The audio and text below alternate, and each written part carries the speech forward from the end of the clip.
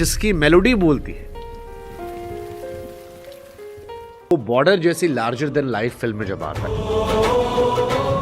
उस दौर में जब लोग शोर पर ज्यादा प्रायोरिटी रखते हैं। ये एक्साइटिंग है, चैलेंजिंग है, या मिथुन 2.2 को एक्सप्लोर करते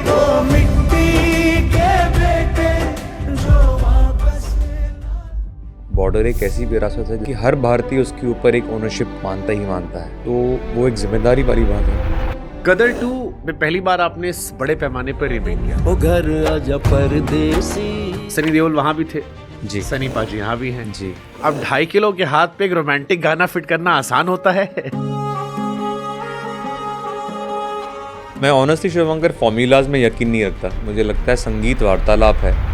गदर 2 आई थी, वो सुपरहिट रही, उससे बॉर्डर 2 का प्रेशर बढ़ा है या आपको ज्यादा जोखिम लेने की हिम्मत बढ़ गई? कि मैंने बॉर्डर 2 का म्यूजिक किया है, जिस्म 2 का म्यूजिक किया है, आशिकी 2 का म्यूजिक किया है, गदर 2 का म्यूजिक किया है। तो ये डराता नहीं, क्योंकि ये वो इंडस्ट्री है जहाँ पर टैग बहुत जल्दी लग जाता है। नहीं, आपका सवाल तो बड़ा वाजिब है। अरिजीत सिंह एंड मिथुन बहुत डेडली कॉम्बिनेशन। मिथुन वो शख्स है जिन्होंने आतिफ और अरिजीत को पहला गाना हिंदी में दिया था बॉलीवुड।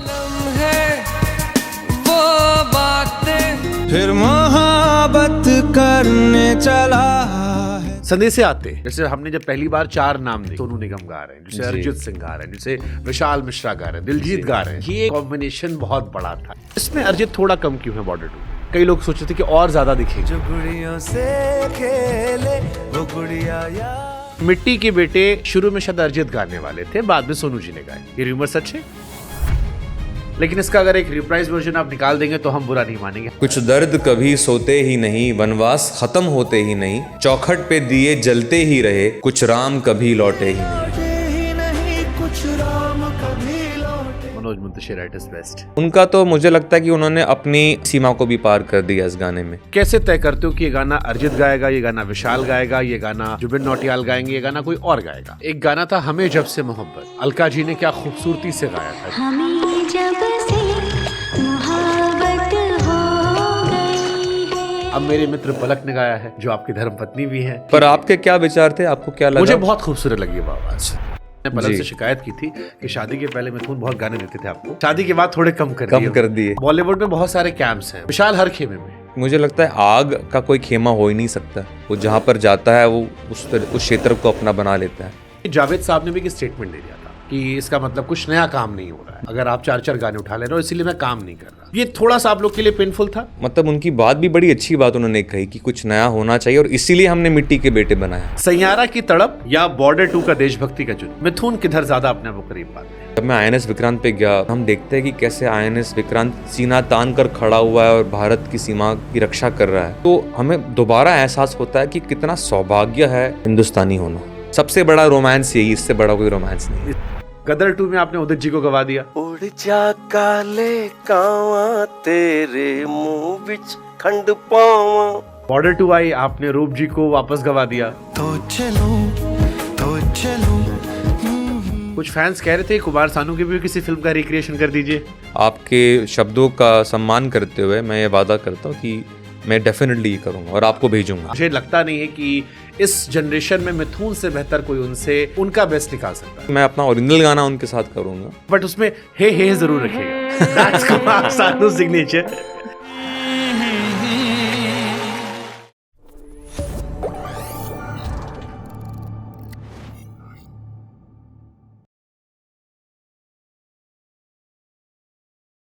आज मेरे साथ एक ऐसी शख्सियत है जिन्होंने इस दौर की पीढ़ी को खामोशी का एहसास कराया।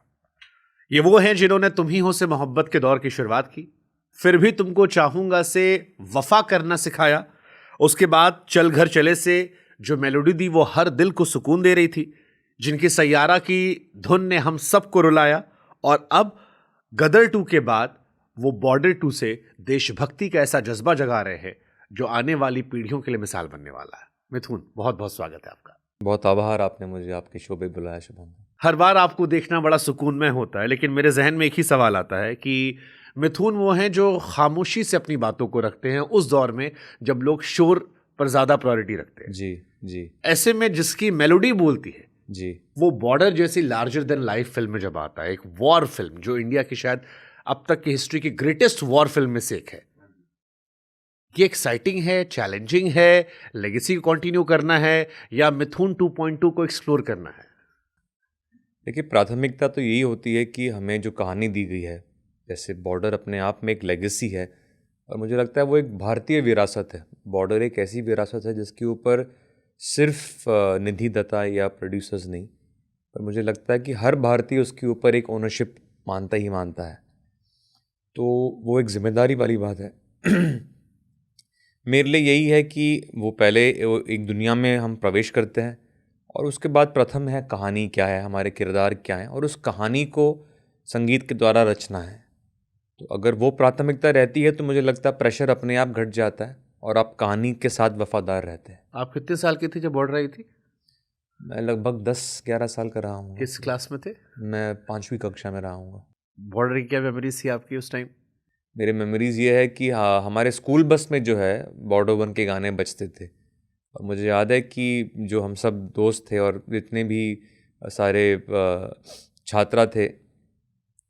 छात्र थे वो सब जो है उस वक्त ना स्कूल बसेस में जो सिस्टम हुआ करता था, अगर स्पीड ब्रेकर आए तो बंद हो जाता था। मुझे पता नहीं आपने ये कभी हाँ। देखा है, क्योंकि वो बड़ा अनस्टेबल रहा करता था। तो छात्र जो है, अगर वो स्पीड ब्रेकर आया और अगर बंद हो गया गाना संदेश से आते हैं, तो बहुत शोर करते थे कि उसको दोबारा चालू करो। तो ये जो प्रेम है, मुझे लगता है ये तब से ही बसा हुआ था हर भारतीय के अंदर, हम सब के अंदर। Nice, beautiful. गदर 2 में पहली बार आपने इस बड़े पैमाने पर रीमेक किया था, नए तरीके से रिक्रिएट किया था, अगर मैं सही शब्द कहूँ। जी। सनी देओल वहाँ भी थे, सनी पाजी यहाँ भी हैं। अब 2.5 किलो के हाथ पे एक रोमांटिक गाना फिट करना आसान होता है? या सनी पाजी आपने वो एक फॉर्मूला डिकोड कर लिया कि भाई हमें पता है पुरानी विरासत को नए तरीके से कैसे दुनिया के सामने रखना है कि वो मेलोडी भी रह जाए, वो मिट्टी भी रह जाए, और फिर नयापन भी आ जाए? मैं ऑनेस्टली शिवंकर फॉर्मूलाज में यकीन नहीं रखता। मुझे लगता है संगीत वार्तालाप है, और जैसे मैं आपके साथ बैठकर इस वक्त बात कर रहा हूँ, इसके पीछे कोई फॉर्मूला नहीं है। मुझे लगता है संगीत जो है एक संगीतकार और सुनने वालों के बीच में वार्तालाप है, और वो सच्चाई होनी चाहिए। जहाँ तक सनी सर की बात है, मैं उनको कुछ हद तक व्यक्तिगत रूप से भी जानता हूँ, और ये मेरा मानना है even before I knew him, कि मुझे पता है कि उनकी जो छवि है वो बड़ी एक लोहे वाली छवि है, आयरन मैन ऑफ इंडिया वाली उनकी छवि है। लेकिन मुझे ये भी लगता है कि he is one of the most gentle people in the fraternity. बहुत नम्र व्यक्ति है, और उनका हृदय जो है वो बहुत जो है नर्म है। तो मैं सिर्फ उनके अंदर वो आयरन मैन नहीं दिखता, मैं एक ऐसा व्यक्ति देखता हूँ जो बहुत सुलझा हुआ है, जो बहुत सुशील है, जो बहुत नम्र है, और जो बहुत प्रेम मार्ग पर चलता है। आपको कैसे पता लगा कि आप कहाँ थे, आप क्या कर रहे थे जब बॉर्डर 2 के लिए आपको कॉल आया था? मुझे सबसे पहले निर्माता भूषण कुमार जी का कॉल आया था। वो मेरा उनके साथ भी बड़ा सुंदर रिश्ता है, और हमने बहुत खूबसूरत काम साथ में किया है। तो उन्होंने मुझे कहा था कि वो चाहते हैं कि बॉर्डर की एल्बम बन रही है, और वो चाहते हैं कि मैं इसमें योगदान करूं। और फिर मैं उनसे मिला, फिर मैं अपने निर्देशक से मिला, अनुराग सिंह जी, और मुझे लगा वो भी बहुत इमोशनल व्यक्ति है। उन्होंने जो फिल्में बनाई हैं, पंजाब 84, और भी उन्होंने फिल्में बनाई, केसरी उन्होंने बनाई थी। और आप देखेंगे कि देखिए, अच्छे बुरे की बात नहीं, लेकिन हर फिल्म मेकर का फैब्रिक होता है। तो मुझे लगता है उनका फैब्रिक भी बहुत जज्बाती है। और फिर मनोज मुंतशिर जी मेरे साथ जुड़े। तो पूरी टीम जो थी, मुझे लगता है कि हमारी प्राथमिकता बहुत स्पष्ट थी कि हमें एक जज्बात को लेकर आगे चलना है, और फिर बाकी हमारे सुनने वालों के ऊपर है। जो गदर 2 आई थी वो सुपरहिट रही, उससे बॉर्डर 2 का प्रेशर बढ़ा है या आपको ज्यादा जोखिम लेने की हिम्मत बढ़ गई है? क्योंकि बॉर्डर 2 टच करना अपने आप में बड़ी बात है जी, हर जी। एक गाने पे, हर एक सीन पे लोग आपको इतिहास में ले जाएंगे। जी, आपने जी। जिया है, हमने जिया है, हर दर्शक जी रहा है, और दर्शक नॉस्टैल्जिया में जीता है। जी। तो ये जोखिम की हिम्मत बढ़ी है या फिर हौसला बढ़ा गदर 2 के बाद? मुझे लगता है अगर आपकी नीयत में एक सफाई हो, खराई हो, तो हौसला आ ही जाता है। और ये जोखिम तो मैं बहुत शुरुआत से ले रहा हूँ। ये बड़े संजोग की बात है शुभांकर कि मैंने मर्डर 2 का म्यूज़िक किया है, जिस्म 2 का म्यूज़िक किया है, आशिकी 2 का म्यूज़िक किया है, गदर 2 का म्यूज़िक किया है, और अब सारी कल्ट फिल्में। हाँ जी। आई मीन हाँ, आशिकी अपने आप में लेजेंडरी मूवी थी, मर्डर अपने आप में लेजेंडरी मूवी जी थी। जी, मर्डर 1 का एल्बम भी बहुत बहुत मजबूत एल्बम, बहुत सुंदर एल्बम। अभी हमने अनुज जी ने काफी लंबी चर्चा उस पर की। जी जी जी। अच्छा, जब एक संगीत का जैसे दो तरह के रिक्रिएशन होते हैं, एक है कि एक विरासत थी बहुत पहले, अब वो उस दुनिया में नहीं है, वो चले गए और आप उनको रिक्रिएट कर रहे हैं। एक है जिसको अभी भी हम जी रहे हैं, जैसे बॉर्डर है, बॉर्डर को अभी भी हम जी रहे हैं। अभी भी मेरे जैसे लोग हैं जो तो चलू सुनते हैं रूप कुमार राठौड़ की आवाज़ में, या कभी 15 अगस्त 26 जनवरी आता था स्पेशली, तो हम संदेशे आते सुनते थे और रोमांटिक गाने भी सुनते थे। अनु मलिक जी अभी भी काम के भूखे हैं, जावेद साहब अभी भी लिख रहे हैं। ऐसे वक्त में ये कितना डिफरेंट होता है जब आपने जो बाकी रिक्रिएट किया है, जैसे आशिकी में नदीम शर्मन जी इज़ नॉट एक्टिव नाउ, तो वो एक अलग चैलेंज था। इसमें कितना टफ हो जाता है कि जब वो लोग एक्टिव भी हैं, अभी भी हैं, अच्छा काम भी कर रहे हैं, और फिर आपको ये प्रोजेक्ट दिया गया है। देखिए क्या होता है, बात वापस हमारे मकसद के सामने आती है। मुझे लगता है कि मैं ऑनेस्टली रिक्रिएट वर्ड से भी रिलेट नहीं करता, क्योंकि मुझे नहीं लगता है कि मैंने संदेश से आते हैं को दोबारा रिक्रिएट किया है। वो मैंने उस गाने को सिर्फ एक नए तरीके से पेश किया है, उसको रिकॉर्ड किया है। वो गाना जैसा है वैसा ही है, वो हम सबके लिए वो प्रार्थना समान गीत है। और उस गीत को जिन लोगों ने रचा है, अनु मलिक जी हो, जावेद अख्तर साहब हो, सोनू जी, रूप जी, मुझे लगता है ये ओनरशिप और पूरा इख्तियार उन्हीं का है। और मेरा काम यही था कि क्योंकि हमारी जो फिल्म है वो एक अलग कहानी है। बॉर्डर 1 में लोंगेवाला का जो किस्सा था उस पर आधारित थी। ये एक अलग 71 वॉर पर, 71 वॉर, वो भी 71 की बात थी, लेकिन भारत ने अलग अलग फ्रंट्स पे लड़ाई की थी। तो ये एक अलग कहानी है, इसके पात्र अलग है, उनकी बैक स्टोरी अलग है। और हमारा मकसद यही है, हमारे निर्माताओं का, निर्देशक का, कि जो हमारे सेना के जो जवान हैं, इनमें लाखों सैकड़ों कहानी है शुभांकर, और उनका हृदय यही है कि वो कहानियाँ बाहर आए, कि एक एक कहानी में जो है कितना बलिदान है, कितना त्याग है। तो वही जो नए किरदार आए हैं, जिनको सनी सर निभा रहे, वरुण, आहान, दिलजीत निभा रहे, कि उन किरदारों की जो के जज्बात है, उनकी क्या कहानी है, उनके जीवन का सफ़र कैसा रहा है, उसी को दर्शाने के लिए जो है कुछ नए अंतरे लिखे गए। पर ये हमने गाने को दोबारा जन्म नहीं दिया। मैं ये भी नहीं सोचता कि ये जो है ये क्या बोलते हैं ना, कि मैंने ये फ़र्ज़ निभाया कि आज की पीढ़ी को इस गाने को दोबारा से मिलाना। मैं इसमें यकीन नहीं रखता।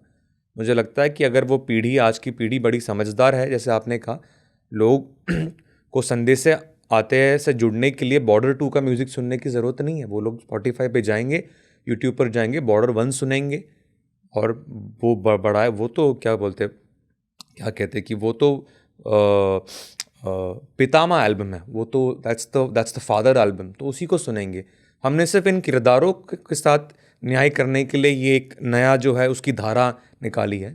बाकी गाना जो है जिनका है वैसा ही रहता है। बट कभी ये ख्याल डराता नहीं आपको मिथुन, कि जैसे आपने खुद अभी कहा कि आपने आशिकी को रिक्रिएट किया, उसके बाद जी, आशिकी 2 में रिक्रिएशंस नहीं थे। हाँ, मतलब वो तो बिल्कुल नयापन था जी। बट हाँ ठीक है, आशिकी की बात आई आपको, बट 2 वाले बहुत आपको काम मिल गया। हाँ जी। मर्डर 2 आपको मिल गया। अब गदर एंड बॉर्डर में तो रिक्रिएशन ही हो गया, 4, इसमें तो 4 गाने लिए गए। तो ये डराता नहीं, क्योंकि ये वो इंडस्ट्री है जहां पर टैग बहुत जल्दी लग जाता है। हाँ जी। कि ऐसा ना हो, क्योंकि जिस मिथुन को मैंने जीवन भर फॉलो किया है जी, वो एक खूबसूरत मेलोडी लाने वाले इंसान है जी, जिनके गानों को मैंने एंजॉय किया। मैं ढूंढता था कि अगला गाना कौन सा आया। डायरेक्टर्स की नज़र में आपको कहीं अंदर खाने एक ख्याल नहीं आया कि अब इसके बाद थोड़ा रुकेंगे या सोचेंगे, ऐसा ना हो ठप्पा लग जाए कि मिथुन इज़ नोन फॉर हिस्टोरिकल काम है, उसको नए सिरे से मॉडर्न वर्ल्ड के सामने पेश कर दो? नहीं, आपका सवाल तो बड़ा वाजिब है, लेकिन मेरी मान्यता में शुभांकर जी, मुझे ऐसा लगता है कि मैंने हमेशा जो चीज़ मुझे सही लगी है, जिस चीज़ ने मुझे उत्साहित किया है वो किया है। मैंने कभी उसके परिणाम के बारे में सोचा नहीं है। और मुझे लगता है जीवन को परिणाम के बारे में सोचकर जिएंगे तो पूरी तरीके से जी नहीं पाएंगे। तो मुझे लगता है कि उस क्षण में मुझे जो बात सही लगती, जब भूषण कुमार जी मेरे पास आए इस एल्बम को लेकर, मुझे वो बात बड़ी सुंदर लगी। हाँ, ये बड़ा स्पष्ट था मैं कि अनु मलिक जी की सहमति है कि नहीं। तो सबसे पहले जो है उनसे बात की गई, हमारी मीटिंग हुई, उन्होंने अपनी सहमति दी, उन्होंने अपना आशीर्वाद दिया कि नहीं। और हर जगह उनका जावेद साहब का नाम तो प्रथम है ही, और उसमें ये कोई मतलब ये बेसिक बात है ना। अब फैंस जो हैं वो कुछ इनसाइडर स्टोरीज जानना चाहते हैं, ये सब तो बातें होती रहेंगी।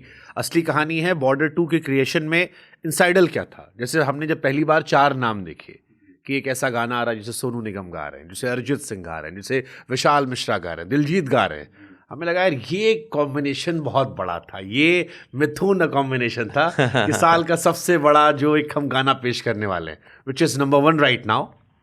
और इसमें जो 4 लेजेंड्स को आप शामिल कर लिया आपने, तो ये कैसे पॉसिबल हो गया? ये सोचा था आपने कि सबसे बड़ा आप कोलैब करेंगे? नहीं, देखिए ये भी हमने क्या बोलते हैं, मुझे लगता है शुभांकर, कोलैब्स जो है वो पेपर पे नहीं बनते। कोलैब्स जो है वो स्टूडियो में बनते हैं, वो रिकॉर्ड करते करते जब चीज़ें एक साथ आ जाती है। मैंने दिल संभलिया ज़रा में भी मुझे याद है मैंने 3 आवाज़ों का एक ही गाने में कर दिया था। एक गाने में 3 आवाज़ों का उपयोग किया था और लोगों ने बहुत उसको पसंद किया। तो यहाँ पर भी हमें ये पता था कि जो है ये गीत है, ये इसका दर्शन है, ये किरदार है, तो हम चाह रहे थे कि हम एक आवाज़ सनी सर के लिए रखें और फिर 3 किरदार और है। तो वहाँ से वो बात निकली कि अगर हम हर किरदार को एक आवाज़ दे फिल्म में भी तो वो सही रहेगा। और वहाँ से करते करते बात आई, सबसे पहले जो गाने में मुझे लगता है एक मील का पत्थर है अपने आप में, सोनू निगम जी, सबसे पहले उनकी आवाज़ को हमने रिकॉर्ड किया और फिर उसके जैसे कहानी आगे बढ़ी, मनोज मुंतशिर जी ने उसके नए अंतरे लिखे, नए उसको कुछ नए अल्फाज दिए, उसके मुताबिक फिर हम रिकॉर्ड करते गए और वो बन गया। अरिजीत सिंह एंड मिथुन बहुत डेडली कॉम्बिनेशन है, मतलब बहुत लोग जानते हैं जिन्होंने हमारा पॉडकास्ट भी देखा होगा, वैसे भी जो आपको फॉलो करते हैं, कि मिथुन वो शख्स है जिन्होंने आतिफ और अरिजीत को पहला गाना हिंदी में दिया था बॉलीवुड में। तो अरिजीत आपका तो डेडली कॉम्बिनेशन है।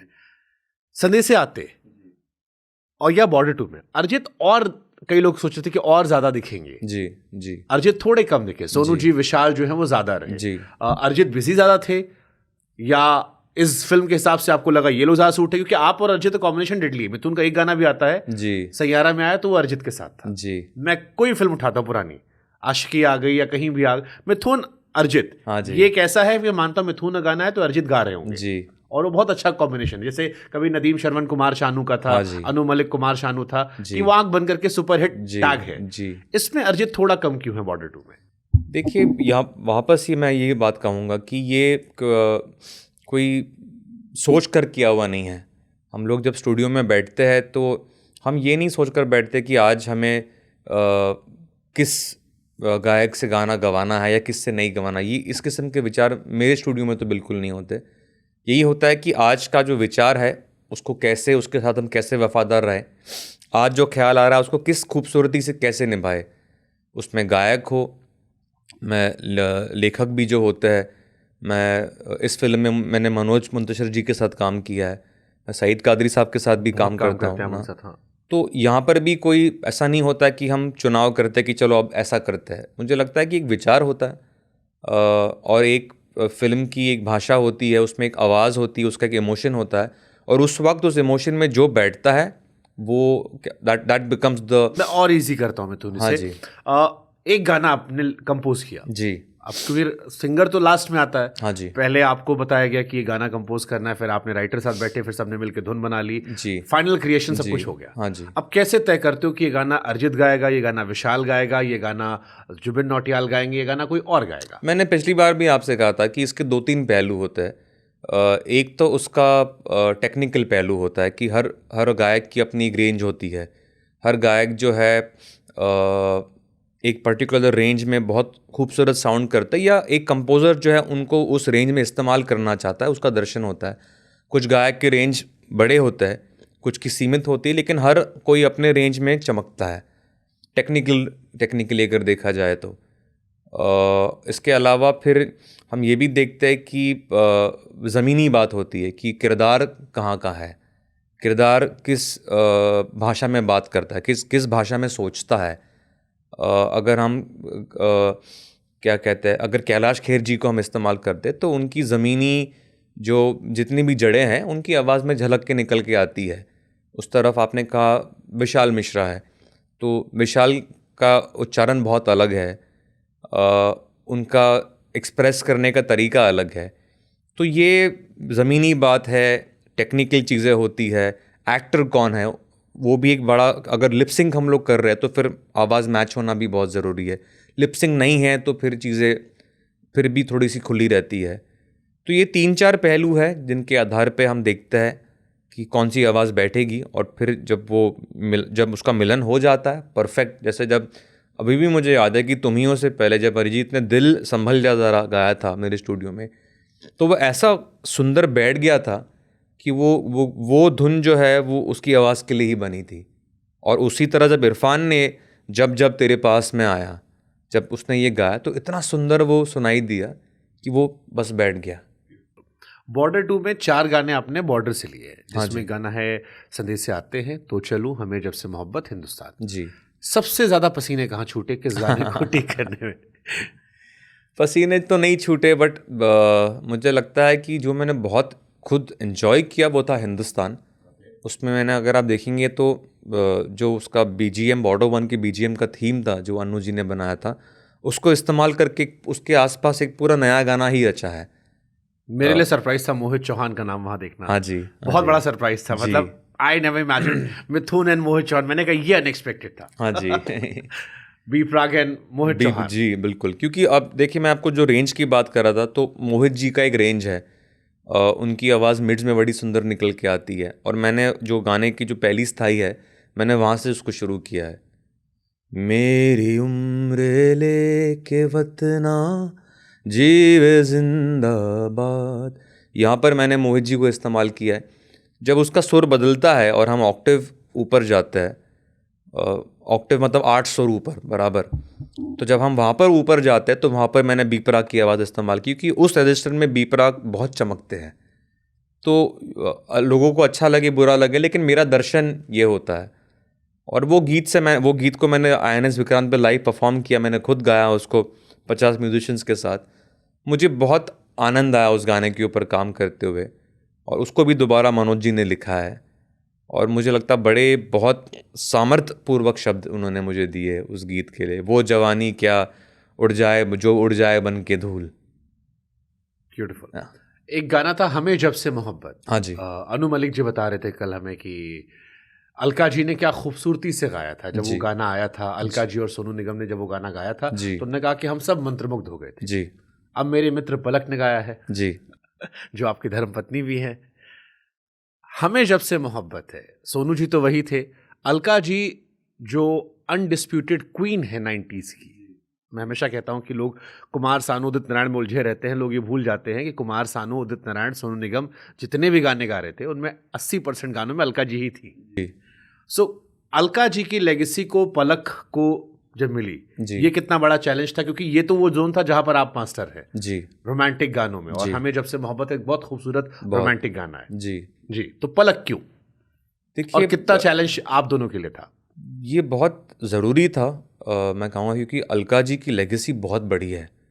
मुझे लगता है कि अलका जी ने जिस दौर में संगीत को निभाया है और उसकी परस्तिश की है और जिस तरीके से की है वो बहुत सैक्रोसैंक्ट है। और हम 90s के जो किड्स हैं, हमारे लिए तो वो अपने आप में आधार है। और पलक उनको बहुत अडोर करती है अलका जी को। तो ये तो उसका दूसरा स्तर था जब पलक उसमें शामिल हुई। लेकिन पहले हमारे जहन में यही था कि मुझे लगता है कि कोई भी आवाज़ जो है, अगर मैं कोई गाना अडेप्ट करता हूँ तो मैं सबसे पहले चाहता हूँ कि जो गायक जिन्होंने उस गाने को गाया, क्योंकि वो उसकी उत्पत्ति का हिस्सा रहे हैं, वही शामिल हो तो वो बहुत सही रहता है। इसलिए मैंने उड़ जा काले कांवा भी उदित जी के साथ ही किया है। संदेशे में सोनू जी का आना बहुत ज़रूरी था, रूप जी का आना बहुत ज़रूरी था, और यहाँ पर भी मैं पहले वही चाह रहा था। और लेकिन उस वक्त अलका जी अवेलेबल नहीं थे। वो जब हम क्योंकि इस गाने को रिकॉर्ड करने का फ़ैसला भी लास्ट मिनट लिया गया, पहले हम नहीं करने वाले थे, तो उस वक्त अलका जी अवेलेबल नहीं थे। और फिर मेरी निर्देशक से बात हुई और हमें लगा कि जो लड़की का जो किरदार है वो एक नई एक्टर है। तो तब मैंने सोचा कि अगर उस नई एक्टर के ऊपर और एक जिस किस्म का पात्र है वो, मुझे लगा कि शायद पलक उसके साथ जस्टिस करेगी। और फिर मैंने बात की हमारे निर्माता से, निर्देशक से, और हम सबको लगा कि नहीं, मुझे लगता पलक और भी आपके बहुत सारे गानों में जस्टिस कर सकती हैं। मैंने पलक जी। से शिकायत की थी कि शादी के पहले मिथुन बहुत गाने देते थे आपको, शादी के बाद थोड़े कम कर दिए उन्होंने। तो ये क्यों ऐसा है, ये मैंने उनसे पूछने समझने की कोशिश की पर थी। आपके क्या विचार थे, आपको क्या लगा? मुझे बहुत खूबसूरत लगी वो आवाज़। अच्छा। पलक की आवाज़ मंत्रमुग्ध करने वाली जी, होती है। और जी। INS विक्रांत पर भी जब मैंने उनको सुना तो वो गूज़बम्प आने वाला था। वो एक नए दौर की आवाज़ पलक की है। अलका जी की लेगेसी के बाद, जैसे हमने कहा, एक नई हीरोइन, उस पे पलक की आवाज़ आना। सोनू जी तो तब भी नए थे, आज भी नए हैं। वो पता नहीं क्या वो खाते हैं कि वो आज भी नए ही हैं। मतलब उनकी आवाज़ अभी भी ए गुजरने वाली हवा जब उन्होंने गाया तो मेरे रोंगटे खड़े हो रहे थे। और मैंने आपको फ़ोन करके भी कहा था कि ये गाना अलग स्तर पर जाता है जब सोनू जी आते हैं। सब महान है उसमें जी। विशाल बहुत अच्छे दोस्त हैं मेरे, अरिजीत बहुत महान है, दिलजीत अच्छा गाते हैं, लेकिन सोनू जी कुछ अलग है। जी। जी। आपके लिए कैसा एक्सपीरियंस रहा? क्योंकि तब आप बच्चे थे, सोनू जी ने तब वो गाना 20 साल की उम्र में गाया था। अब 27 साल बाद सोनू जी फिर वही गाना गा रहे हैं आपके लिए। मुझे ऐसा लगता है कि अगर बॉर्डर 2 बनी है तो जितने ही आवश्यक सनी देओल सर है बॉर्डर उस इमोशन के लिए, उतने ही आवश्यक सोनू जी है। वो हमारे साउंड ट्रैक के, क्या बोलते हैं ना, साउंड ट्रैक के अंदर जो 2.5 किलो का हाथ है वो सोनू। अनुज जी ने बताया कि उसमें जो एक आखिरी में आता है गुजरने वाली हवा जरा, उसे जावेद साहब ने ऐसे बाद में लिखा था। बहुत मुश्किल उन्हें वो रिकॉर्ड करने में थी। आपने पूरे गाने की लिरिक्स बदली, जी, सिर्फ ये रख दिया, ऐ गुजरने वाली हवा जी, जरा। वो जो मेटाफर है वो वही रखा गया है। क्या उसके पीछे सोच थी? वो आत्मा, उसकी जान है, आत्मा है शायद। 100%, क्योंकि वो एक ऐसा दर्शन है जो जावेद साहब का वो रोड मैप है। जैसे मनोज जी ने कल ये बात मुझसे कही कि रोड मैप हमें तो जावेद साहब ने दिया है। तो मुझे लगता है कि ऐ गुजरने वाली हवा, वो जो मेटाफर है, वो जो चित्र जावेद साहब ने बनाया, उसको कोई छू नहीं सकता। और हमें उसके आगे के जो बोल है वो मनोज जी ने बदल दी, क्योंकि वो किरदार के मुताबिक, यहाँ पर हम देखेंगे फिल्म रिलीज़ पर है कि सनी सर के जीवन में क्या होता है और क्यों वो अल्फाज डाले गए हैं। लेकिन मुझे लगता है कि वो जो नज़ारा है, वो जो कैनविस है, वो तो जावेद साहब का बनाया हुआ है और वो होना बहुत ज़रूरी है। ब्यूटीफुल। तो चलूं, हाँ जी, तो चलूं विशाल मिश्रा ने गाना गाया, बहुत ट्रेंड हो रहा है इस वक्त सोशल मीडिया पर। अनुज जी भी कल कह रहे थे कि उसके अंतरों पर बहुत सारे लोग रिक्रिएट कर रहे हैं। रूप कुमार राठौड़, विशाल मिश्रा को ये गाना क्यों दिया आपने, मैं जानना चाहता हूँ। मुझे ऐसा लगता है कि निभाया, हालांकि उन्होंने बहुत खूबसूरत है, मैं इसको ऐड कर दूं, बहुत खूबसूरत निभाया है जी, और एक नया टच दिया है। बहुत आशीर्वाद भी उन्हें मिल रहा है, रूप जी का, अनुज जी का, समाज का, जनता का। बट फिर भी आप एक म्यूजिक डायरेक्टर की कल्पना से, ये तो मेरे लिए अपने आप में बड़े बड़े जीत का विषय है कि अगर लोग इस स्तर पे विशाल की आवाज़ को एक इतने आइकॉनिक गाने पर अपना रहे, तो मुझे बड़ी खुशी होती है कि मैंने जो चुनाव किया, विशाल उस पर खरे उतरे और उन्होंने बहुत ईमानदारी के साथ, आपको पता है, उन्होंने कम से कम 2 या 3 बार इस गाने को गाया। मुझे पता नहीं उन्होंने ये बात आपसे शेयर की या नहीं, लेकिन मुझे पता है उन्होंने मुझे कई रातें जगाया है सुना के। हाँ। तो हम वही, मतलब मुझे लगता है कि विशाल के अंदर एक नयापन होने के अलावा, मुझे लगता है एक पुरातन काल की जो मजबूती होती है, जो हमारे ओल्ड स्कूल वैल्यूज़ है, मुझे लगता है वो लेकर चलते हैं। उनकी गायकी में भी वो ठोसपन इसलिए है क्योंकि वो अपने जड़ों को भूले नहीं हैं, अपने इतिहास से जुड़े हुए व्यक्ति हैं। उन्हें पता है कि भारतीय फिल्म संगीत की गरिमा क्या है, उस गायकी के जो छोटे छोटे डिटेल्स हैं वो क्या है और कितना ज़रूरी होता है उसको लेकर चलना। और मुझे एक ऐसा व्यक्ति चाहिए था जो उस वैल्यूज़ के साथ जुड़ा हुआ रहे और मुझे समय दे पाए। तो मुझे ये जो चीज़ें विशाल में, इनका पूरा मुझे मेल मिला। और मुझे लगता है इसीलिए, देखिए, ओरिजिनल के साथ तो हम compete भी नहीं करते, हम तो ये तो जैसे वर्जन्स है जो हम ओरिजिनल को सिर्फ प्रणाम कर रहे हैं इनके द्वारा। जैसे आपने कहा ना कि लोगों ने कितने वर्जन्स बनाए हैं, आपने वो अंतरा सुना, एक आर्टिस्ट है उनका छोटू सिंह राणा, उन्होंने जो पिता के संदर्भ से एक अंतरा उसका और लिखा और वो इतना वायरल हो गया पिता की तरफ से। तो वो भी मैं कहूँगा लोग पसंद क्यों कर रहे हैं, क्योंकि वो उन्होंने गाने को फिर से तो नहीं बनाया, गाना तो वही है, संदेश से आते, वो भी तो गाने को नमन ही कर रहे, तभी तो लोग पसंद भी कर रहे। वैसे ही हमारी तरफ से ये जो इंटरप्रिटेशन है, ये एक नमन ही है। अनुज जी ने मुझसे कहा कि विशाल में एक मैजिक है। उन्होंने कहा, मैं सीरियसली बता रहा हूँ, जाते थे हाथ पकड़ के मुझसे कहा, हाँ जी, कि ये अगले 10 साल राज करने वाला है, जी। कुछ है इसमें अलग। मैं महसूस कर रहा हूँ, मैं 40 जी। साल से काम कर रहा हूँ। जी मैं जब देखता हूँ बॉलीवुड में बहुत सारे कैंप्स हैं, बहुत सारे खेमे हैं, विशाल हर खेमे में। क्या यूनिक है विशाल मिश्रा में कि हर खेमे में everybody is liking him, everybody is loving him. वो या तो कंपोजर भी गाना खुद का दे रहा है उनको, या वो खुद कंपोज के गा रहे हैं। इस वक्त वो हर जगह नजर आ रहे हैं। क्या यूनिकनेस आपको दिख रही है? क्योंकि बहुत रेयर ऐसे मुझे लोग दिख रहे हैं बॉलीवुड में जो हर जगह है। देखिए, मुझे क्या लगता है शुभांकर कि जैसे विशाल को जब मैंने उनको पहले में गाना दिया था तब वो किसी भी खेमे में नहीं थे, और उसका एक ही कारण था कि उनके अंदर जो टैलेंट है, उनकी जो गायकी है, वो किसी खेमे की मोहताज नहीं है। और ये सिर्फ विशाल के लिए नहीं, मुझे लगता है कि जितने भी हमारे दिग्गज कलाकार हैं, वो मुझे लगता है आग का कोई खेमा हो ही नहीं सकता। वो जहाँ पर जाता है वो उस क्षेत्र को अपना बना लेता है। तो मुझे लगता है कि वो टैलेंट उनके अंदर है, and he owns the song. उन्होंने मेरे लिए जान बन के जो गाना गाया, उन्होंने ऐसा गाया कि ये मेरा गाना है, और मुझे लगता है वो जज्बा बहुत ज़रूरी है। मिट्टी के बेटे, हाँ सबसे जी। ज्यादा चर्चा इस गाने को लेकर हो रही है, और इस गाने में एक लाइन है कि वो राम कभी लौटे ही नहीं, जी। जो आपको रोंगटे खड़े करता कुछ है। दर्द कभी सोते ही नहीं, वनवास ख़त्म होते ही नहीं, चौखट पे दिए जलते ही रहे, कुछ राम कभी लौटे ही नहीं। Manoj Muntashir at his best. 100%। उनका तो मुझे लगता है कि उन्होंने अपनी सीमा को भी पार कर दिया इस गाने में। वाह, उन्होंने एक नया स्तर खड़ा कर दिया मनोज मुंतशिर जी के लिए भी। ब्यूटीफुल ब्यूटीफुल, ये बहुत बड़ी लाइन आपने कही। मतलब मुझसे जो मनोज जी को लेकर फीडबैक सबसे ज्यादा वो आया कि जितनी नाराजगी आदि पुरुष को लेकर थी वो सारी धुल गई। अब इतनी मोहब्बत उनसे हो गई कि उन्होंने, सही बात है, अपने ही पैमाने को बड़ा कर दिया। Beautiful beautiful. ये गाना कितना स्पेशल है आप लोगों के लिए? क्योंकि इसका म्यूजिक भी बहुत अच्छा है मिथुन, बहुत अच्छा म्यूजिक है। वो जो आपने म्यूजिक दिया है, जितनी अच्छी राइटिंग उतना ही खूबसूरत म्यूजिक। मतलब डेडली कॉम्बिनेशन है ये।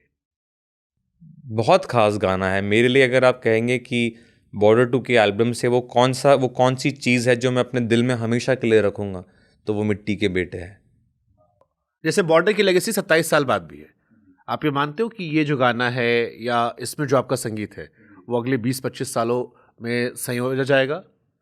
देखिए, वो तो वक्त ही बताएगा, लेकिन मुझे लगता है कि जब हम संगीत की बात करते हैं, उसकी हमारा जो नियंत्रण है सिर्फ नियत पर है। और मुझे लगता है कि जिस पवित्रता के साथ अनु जी, जावेद साहब ने शायद संदेश से आते हैं सोचा होगा, बनाया होगा, मुझे लगता है कि उसी नेक दिल के साथ हमने इस गाने को बनाया है, मिट्टी के बेटे। और ये मेरी बहुत तमन्ना है कि ये बात मैं आपके शो पर भी कहूँ कि ये जो आज की पीढ़ी है, हम 2026 में हैं आज, इतने सालों के बाद बॉर्डर 2 की जब बात होती है तो मुझे लगता है कि जो हमें जेपी दत्ता सर ने दिया है, वो हमारी विरासत में हमें चीज़ मिली है, वो आशीर्वाद है। लेकिन इस पीढ़ी का जो योगदान है, चाहे वो मैं हूँ, मनोज मुंतशिर जी है, भूषण जी है, निधि है, हमारे डायरेक्टर अनुराग है, हमें बड़ा गर्व है कि लोगों को अच्छा लगे बुरा लगे अलग बात है, लेकिन हमें बड़ा गर्व है कि हमने इस पीढ़ी ने बॉर्डर की लेगेसी को मिट्टी के बेटे दिया है। Wow, beautiful. मैं कुछ इनसाइडल और सोनू जी दोनों ही दौर में, दोनों ही पीढ़ी में पितामह बन के खड़े हुए। एक तरफ उन्होंने अन्नू जी को अपनी आवाज़ दी, उस वक्त उन्होंने संदेशे को अपनी आवाज़ दी, उसको खूबसूरत बनाया, और इतने सालों बाद वो व्यक्ति मिट्टी के बेटे को अपनी आवाज़ देता है और उसको खूबसूरत बनाता है। कितना बड़ा किरदार है उनका। जेपी दत्ता जी के लिए वैसे भी सोनू जी लकी चार्म है। आप कोई मूवी उठा लीजिए, चाहे आप बॉर्डर उठा लीजिए, रिफ्यूजी उठा लीजिए, एलओसी कारगिल उठा लीजिए। अब कुछ सवाल एज अ फैन और as a inside media person मैं आपसे पूछूंगा, थोड़ी बहुत खुराफात है। एक सवाल जो मेरे जहन में आया, कहीं उड़ती उड़ती रूमर उड़ी सुनी थी मैंने, कि मिट्टी के बेटे शुरू में शायद अरिजीत गाने वाले थे, बाद में सोनू जी ने गाए। ये रूमर सच है? नहीं, ये पूरी तरह सच नहीं है। जैसे मैंने आपसे कहा कि एज अ कंपोजर जब मैं स्टूडियो में प्रवेश करता हूँ तो बहुत सारे ख्याल, बहुत सारे विचार होते हैं, और शायद अरिजीत अगर ये गाना गाते तो बड़ी खूबसूरती से गाते, मतलब आपको पता है कि उनकी रेंज कितनी अच्छी है। लेकिन फाइनली जो फैसला लिया गया, हम सब ने यही सोचा कि हमें लगता था कि मिट्टी के बेटे के लिए हमें एक पिता रूपी आवाज़ की ज़रूरत है। हाँ जी, तो वो एक दर्शन है। मैं ये नहीं कहता कि कौन किस गाने को बेहतर गा पाएगा, वो तो म्यूज़िक में होता नहीं है, लेकिन एक दर्शन होता है हर चीज़ का कि यहाँ पर मुझे एक पिता चाहिए, यहाँ पर मुझे एक बेटा चाहिए, यहाँ पर मुझे एक तीर चाहिए, और सोनू जी ने जैसा गाया भी उसे अपना लिया है। 100%। वो आईएनएस विक्रांत पर जब हम सुन रहे थे और लोगों की आंखों में आंसू देख रहे थे, जी, जब लोग जी, रो रहे थे, जी, तो वो सोनू जी बिल्कुल, ने अपना लिया है। बिल्कुल। लेकिन इसका अगर एक रिप्राइज वर्जन आप निकाल देंगे तो हम बुरा नहीं मानेंगे, हम as a fan, music fan, हम उसको और एंजॉय करेंगे। सो अगर आप पोस्ट मूवी रिलीज ये करते हाँ हैं जी, हाँ तो जी। हमें बहुत आनंद आएगा। एज अ फैन हम इसे और नोटेड, एंजॉय कर सकते हैं। Noted, definitely. मैं वादा तो नहीं करता, लेकिन मैंने आपकी बात सुनी। ओके, एक र्यूमर और था कि अच्छा, एक इसमें एक चीज मुझे थोड़ी सी जो लगी वो थी कि जावेद साहब ने भी एक स्टेटमेंट दे दिया था, थोड़ा हार्श स्टेटमेंट था आप लोगों को लेके कि इसका मतलब कुछ नया काम नहीं हो रहा है, अगर आप 4-4 गाने उठा ले रहे हो इसीलिए मैं काम नहीं कर रहा। अब वो बहुत बड़ी शख्सियत है, वो पिता तुल्य है, उन्होंने ही मार्गदर्शन किया, इसमें भी आप लोग उनको प्रेरणा के तौर पर ले रहे हैं। ये थोड़ा सा आप लोग के लिए पेनफुल था, क्योंकि मैं जानता हूं आप लोग बहुत सम्मान करते हैं उनका और हम सब सम्मान करते हैं उनका, और आप लोगों ने पूरे टाइम कहा भी है कि ये उनकी सोच है जिसको आप लोग आगे बढ़ा रहे हैं। जी, तो जब सब कुछ होने के बाद भी ये स्टेटमेंट आया, जी। क्या ये थोड़ा सा दिल को धक्का देने जैसा था? क्योंकि बाकी सब अच्छा था, अनु जी बहुत तारीफ कर रहे हैं, जी। मेरे शो में अनु मलिक ने आप लोग को बहुत बधाइयाँ दी है, दिल खोल के तारीफ की है। जी। सिर्फ वो एक खबर बॉर्डर 2 को लेकर जो नेगेटिव आई वो यही जी। थी कि जावेद साहब ने कह दिया कि कुछ नया नहीं हो रहा, अगर 27 साल भी बाद भी भैया आपको यूज करना पड़ रहा है। बिल्कुल हमें बुरा नहीं लगा। मुझे लगता है कि जैसे आपने कहा कि जावेद साहब जो है वो पिता तुल्य हम सब के लिए, और मैं मतलब उनकी बात भी बड़ी अच्छी बात उन्होंने कही कि कुछ नया होना चाहिए, और इसीलिए हमने मिट्टी के बेटे बनाया। तो हम तो उनकी विचारधारा से बिल्कुल सहमत है, हम सीख रहे हैं। और जो रिक्रिएट हुआ गाने हुए भी है शुभंकर, उसमें सिर्फ कंपोज़र राइटर का फैसला नहीं है। जब हमारे पास ये फिल्म आई थी तो ये एक दर्शन था हमारे प्रोड्यूसर्स का, हमारे डायरेक्टर का, कि वो संदेश से आते हैं कि बिना इस फिल्म को देखते नहीं है। तो वो एक क्रिएटिव नज़रिया है, क्योंकि हर तरीके से लीगली, मॉरली, क्रिएटिवली, हर तरीके से बहुत नतमस्तक होकर काम हुआ है। तो हम बिल्कुल सहमत है जावेद साहब की विचारधारा से कि कुछ नया होना चाहिए, और इसलिए हमने मिट्टी के बेटे को बनाया और लोगों को दिया है। और जहाँ तक रिक्रिएशन की बात थी, वो एक दर्शन है जो मेकर्स का ही रहा है, और हमने कोशिश की कि उनके फैब्रिक के साथ हम जस्टिस करें। तो मुझे लगता है वो हमने किया है। आपकी म्यूजिक का सबसे बड़ा आलोचक आपके आसपास कौन है जिसकी बात को बड़ी गंभीरता से लेते हैं? आई थिंक मेरी बहन, मेरी बड़ी बहन, वो मेरी सबसे बड़ी आलोचक है। किस गाने पे आलोचना उस तरह की उन्होंने आपके? उन्होंने लगभग हर गाने पर की है। उनको हर गाने में कुछ ना कुछ लगता है, लेकिन मुझे लगता है कि उस आलोचना से ही मैं बेहतर हुआ हूँ। और बहुत ज़रूरी है कि घर का जो माहौल है, घर में फैंस होना बड़ी अच्छी बात नहीं है, सेफ बात नहीं किसी आर्टिस्ट के लिए। तो मुझे लगता है, मुझे अभी भी याद है जब मैंने मौला मेरे मौला का जो पहला ड्राफ्ट है मेरे पिताजी को सुनाया था, तो उन्होंने कहा था कि बड़ा एवरेज है, तुम इससे बहुत बेहतर काम कर सकते हो। वाह। कोई ऐसा गाना है जिसे आपके आसपास या कभी आपने बनाया हो, लोगों ने कहा अच्छा नहीं, फिर बहुत बड़ा हिट हो गया? इसका दूसरा वर्जन भी होता है कई बार हम बहुत आलोचक बन जाते हैं, लेकिन वो बहुत ओरिजिनल सा होता है, बड़ा होता है। मैं एक्चुअली इतना काम करते वक्त मैं फीडबैक के लिए इतना ओपन नहीं हूँ।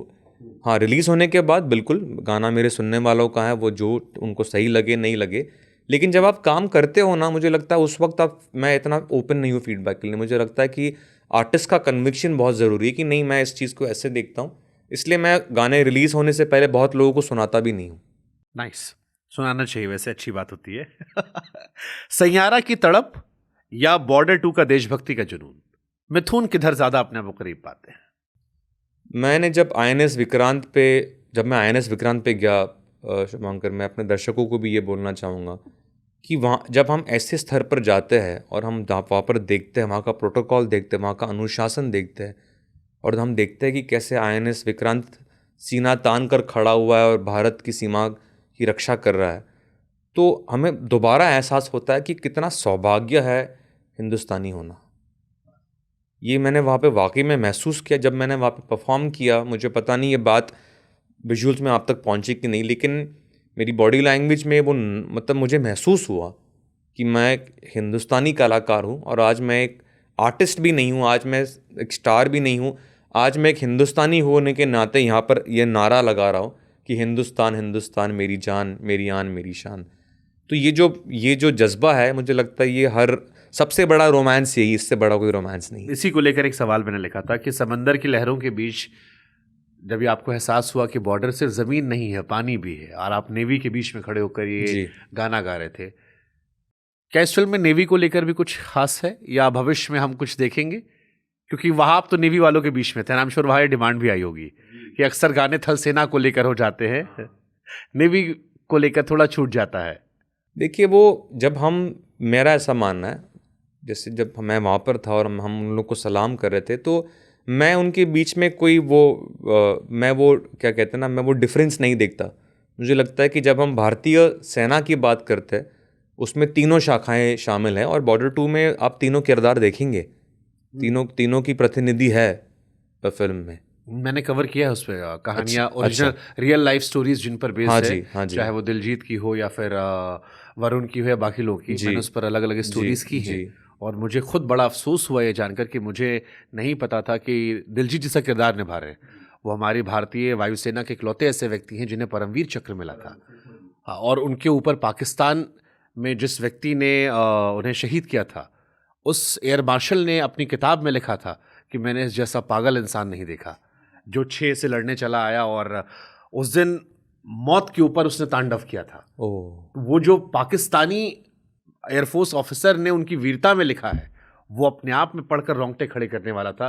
दिलजीत वो किरदार पाकर धन्य, और देश को जानना चाहिए कि रील से अलग निकलकर रियल लाइफ कितने हीरोज़ हैं जिनकी अनसुनी कहानियां हम सबको जाननी चाहिए। और 1 महीने पहले शादी हुई थी।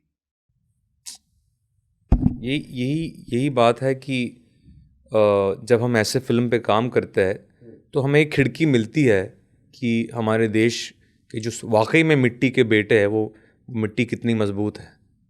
आपको कुछ दिखाया था जेपी साहब ने, निधि ने? क्योंकि अनु जी कह रहे थे कि जब पहली बार वो आए तो उन्हें फोटोज दिखाई थी बहुत सारी कि ये बॉर्डर है। उन्होंने कहा मैंने गाना बनाया, बड़ा रोमांटिक सा गाना, और बड़ा अच्छा था, लोग खूब तारीफ कर रहे थे। उन्होंने डांटा मुझे, फिर मुझे एहसास हुआ कि वो बॉर्डर नहीं है, अच्छा गाना is not border, Right. Border में बॉर्डर होना जरूरी है। बहुत बहुत बहुत खूबसूरत ऐसा बात। कुछ आपके साथ हुआ? नहीं, बिल्कुल। अनुराग सिंह जो हमारे निर्देशक है, उनके साथ बहुत समय बिताया मैंने और मनोज जी ने, और उनके द्वारा, क्योंकि उन्होंने काफ़ी जो रिसर्च किया था, निधि ने भी किया था, उससे हमें प्रेरणा मिलती है, हमें एक दर्शन मिलता है कि हाँ, इस फिल्म की ज़मीन क्या है, इसकी खुशबू क्या है। और सबसे पहले हमने मिट्टी के बेटे गाने पर ही काम किया था। That was our first instinct after listening to the story of Border 2। Beautiful. Mithun, मैंने एक रैपिड फायर रखा है क्योंकि समय थोड़ा सा कम है हमारे पास, इसलिए हम जल्दी रैपिड फायर कर लेते हैं। तुम ही हो गाना मिथुन के लिए सफलता थी, आशीर्वाद, या फिर सफलता के साथ आया एक बोझ भी कि अब एवरीबडी इज एक्सपेक्टिंग एक और तुम ही हो? आई थिंक सिर्फ आशीर्वाद। वाओ। धुन कितने करीब है मिथुन के, या धुन को मिथुन कहाँ रेट करते हैं अपने? क्या तुम ही हो, फिर भी तुमको चाहूंगा, इन गानों के पास रिलेट करते हैं? मुझे लगता है धुन में उसका जो विचार है वो बहुत बड़ा विचार है कि एक आर्टिस्ट के पास देने के लिए सबसे कीमती चीज़ क्या है। वो कहीं ना कहीं मेरे अपने सफ़र को दर्शाता है कि मेरे जीवन में मेरी दौलत क्या है। वाह। ओके।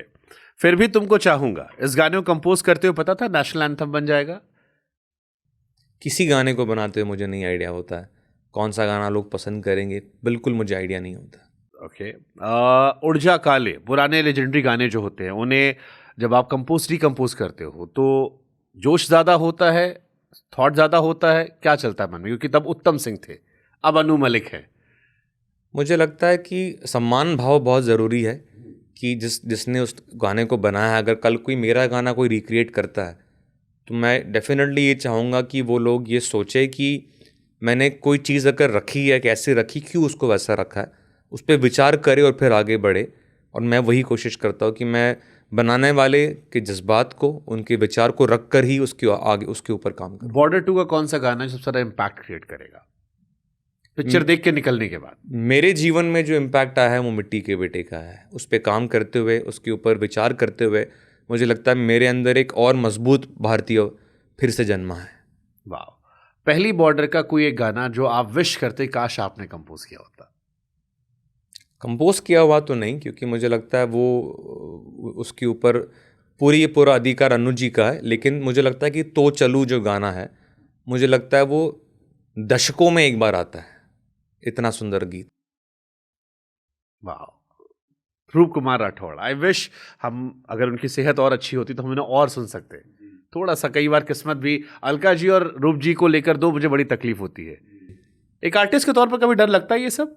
जैसे अलका जी और रूप जी को मैं सुनता हूँ कि अभी जी। थोड़ी सेहत नासाज चल रही है, जी, गाने जी। में थोड़ी तकलीफ होती जी। है, जबकि इतने गुणी कलाकार दोनों हैं। जी, ये कभी डराता है कि एक आर्टिस्ट से उसकी सबसे प्यारी चीज छीन ली जाए? आप डरते हो किस चीज से? मैं उसका उत्तर देने से पहले ये भी बोलना चाहूँगा कि एक आर्टिस्ट का जो काम है शुभांकर, मेरा ऐसा मानना है, वो सिर्फ उसका आउटपुट नहीं है। रूप कुमार जी, राठौड़ जी, अलका जी, ऑब्वियसली इनका जो काम है वो तो सर्वोपरि है ही, लेकिन मुझे लगता है कि रूप जी का स्टूडियो में आना अपने आप में आशीर्वाद है, अपने आप में बहुत बड़ी बात है। आज हम बैठकर उनके साथ बात कर रहे हैं, ये भी उनके आर्टिस्टिक आउटपुट का ही हिस्सा है। सिर्फ उनकी आवाज़ ही क्यों, उनकी बातें भी संगीत है। तो मुझे लगता है कि अगर एक आर्टिस्ट कोई काम उतना काम नहीं कर रहा, बाई चॉइस नहीं करना चाह रहा, इसका मतलब ही नहीं उसका आउटपुट कम हो गया। वो आज भी रूप जी है, वो आज भी अलका जी है। लक्ष्मीकांत प्यारेलाल जी ने जो काम किया है, आज शायद वो उतने गाने नहीं रिलीज़ करते जितना पहला करते थे, लेकिन वो किरदार आज भी है और हम धन्य है कि वो जीवित है और वो आज भी हमें आशीर्वाद। और ये कितने कमाल की बात है कि इसी कुर्सी पर बैठकर अनु मलिक भी यही कह रहे थे लक्ष्मीकांत प्यारेलाल जी को लेकर, इसी कुर्सी पर बैठकर आप भी कह रहे हो जो उनकी लेगेसी को आगे ले जा रहे हो। ये होता है काम कि आप अपना काम विरासत छोड़ के गए, अगली 2 पीढ़ियां आपको उसी तरह संजो रही हैं। बिल्कुल, और वो है, और उनके बैठने में भी एक सरगम है। तो आप उसको एंजॉय करो। जब मैं रूप जी से मिला, जब वो आए थे रिकॉर्ड करने के लिए, तो वो उन्होंने जो 4 लाइनें भी गाई, मेरे लिए वो जीवन भर के लिए काफ़ी, मतलब अनंत काल के लिए काफ़ी है। हम क्यों आर्टिस्ट को खाली उसके काम से उसको क्यों हम वो करते, मेजर करते हैं। अद्भुत अद्भुत। आखिरी सवाल मिथुन, गदर 2 में आपने उदित जी को गवा दिया जी, बॉर्डर 2 आई, आपने रूप जी को वापस गवा दिया। कुछ फैंस कह रहे थे कुमार सानू की भी किसी फिल्म का रिक्रिएशन कर दीजिए। रिक्रिएशन क्यों, मेरा तो वादा है सानू दास से। जब मैंने इंडियन आइडल पे मैं उनसे मुलाकात मेरी अच्छी हुई, तो मैंने कहा था कि मैं अपना ओरिजिनल गाना उनके साथ करूँगा और मैं पूरी कोशिश करूँगा कि 2026 में वो वादा पूरा करूँ। वाह, and we would love to, but उसमें हे जरूर रखेगा। That's Kumar Sanu signature. पक्की बात है। मैं तो इनफैक्ट कह रहा था, जैसे आपने टिप टिप बरसा पानी को रिक्रिएट किया था जी, एक बार आप लोग को एक ऐसे ही रिक्रिएट कर लीजिए, तुम ही हो का सेलिब्रेशन पे, जब उसके कई साल पूरे हो जाए जी। सो एक किसी अच्छे इवेंट पर आपको रिक्रिएट करना चाहिए। आशिकी 1 आशिकी 2 मिलाकर आप अपने पर्सनल चैनल पर रिलीज करो, जी। People will go crazy. मुझे लगता है वो किसी नए कंपोजर को करना चाहिए और मैं आऊँगा वो सुनने। वाह, नहीं, आपको क्या लगता है, ये विचार कैसा है? मुझे लगता है कि वो गाना सुनना चाहिए हमें। और there's something in I think हम जितने भी लोग हैं, हम पुराने थोड़ा जीते हैं।